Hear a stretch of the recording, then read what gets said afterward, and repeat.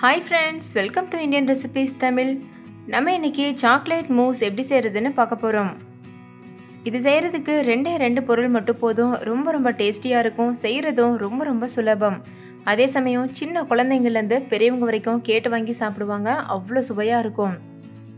இது பண்றதுக்கு குறைவான நேரம் தான் செலவாகும். ஆனா டேஸ்ட் ரொம்ப அலாதியா இருக்கும்.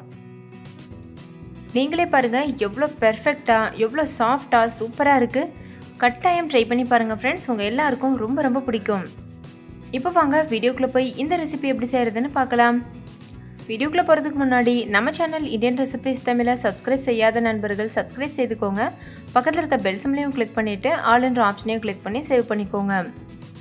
ஃபர்ஸ்ட் இந்த ரெசிபி பண்றதுக்கு ஒரு பாத்திரத்துல 2 கப் அளவு தண்ணியை நல்லா கொதிக்க வச்சுக்கோங்க.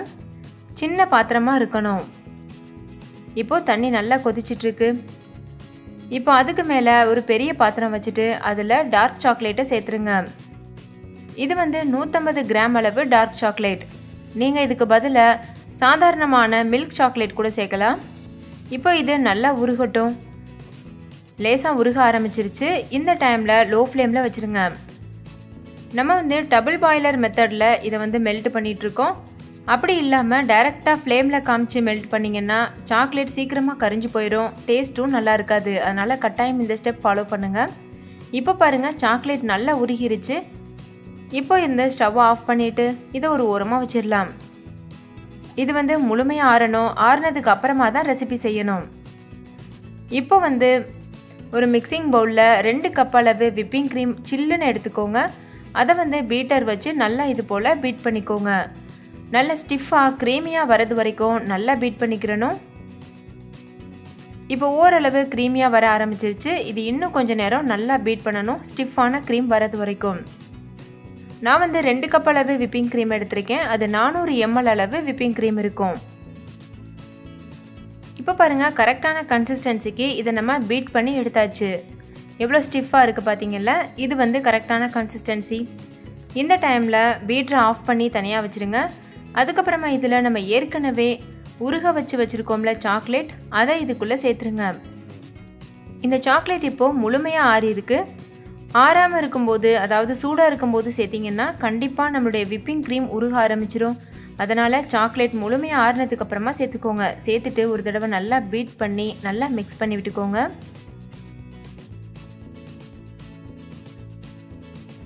அவ்வளோதான். இப்போ பாருங்கள் நம்ம நல்லா பீட் பண்ணி எடுத்தாச்சு. நம்மளோட க்ரீம் இப்போது முழுமையாக தயாராகிருச்சு. நீங்கள் ஒரு ஸ்பூன்ட்டை எடுத்து இந்த மாதிரி கவுத்தி பார்த்தீங்கன்னா கண்டிப்பாக அது விழுகாமல் இருக்கும். அது கரெக்டான கன்சிஸ்டன்சி. இப்போ இது மாதிரி ஸ்டார் நாசல் எடுத்துக்கோங்க. ஒரு பைப்பிங் பேக்கில் இதை போட்டுக்கோங்க.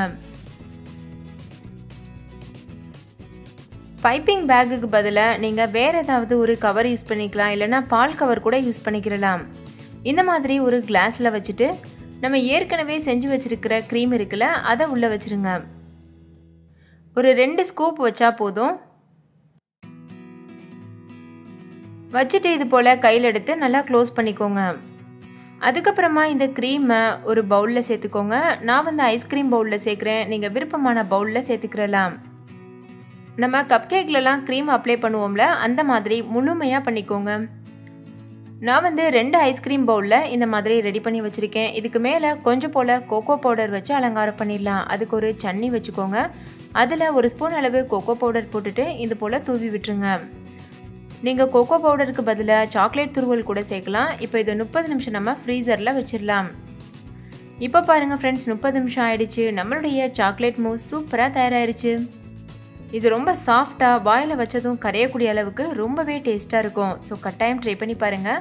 ட்ரை பண்ணிவிட்டு உங்கள் எக்ஸ்பீரியன்ஸ் எப்படி இருந்ததுன்னு கமெண்ட்லேயும் கூட ஷேர் பண்ண மறந்துடாதீங்க. நீங்கள் செய்த ரெசிபியை என்னோட இன்ஸ்டாகிராம் பேஜில் போஸ்ட் பண்ண மறந்துடாதீங்க. என்னோட இன்ஸ்டாகிராம் பேஜோட லிங்க் இந்த வீடியோவுக்கு கீழே இருக்க டிஸ்கிரிப்ஷன் பாக்ஸில் இருக்குது. நீங்கள் போய் செக் பண்ணி பாருங்கள். இந்த வீடியோ பிடிச்சிருந்தா லைக் பண்ணுங்கள். உங்கள் ஃப்ரெண்ட்ஸ் கூட ஷேர் பண்ணுங்கள். இன்னொரு சூப்பரான ரெசிபியோட நான் உங்களை சந்திக்கிறேன். அதுக்கு முன்னாடி நம்ம சேனல் இந்தியன் ரெசிபிஸ் தமிழை சப்ஸ்கிரைப் செய்யாத நண்பர்கள் இந்த வீடியோவுக்கு கீழே இருக்க ரெட் கலர் சப்ஸ்கிரைப் பட்டனை கிளிக் பண்ணி சப்ஸ்கிரைப் பண்ணுங்கள். கூடவே இருக்க பெல் சிம்பலையும் கிளிக் பண்ணிக்கோங்க. கூடவே ஆல் என்ற ஆப்ஷனையும் கிளிக் பண்ணி சேவ் பண்ணிக்கோங்க. இன்னொரு சூப்பரான ரெசிபியோட நான் உங்களை சந்திக்கிறேன் ஃப்ரெண்ட்ஸ். தேங்க்யூ. பாய்.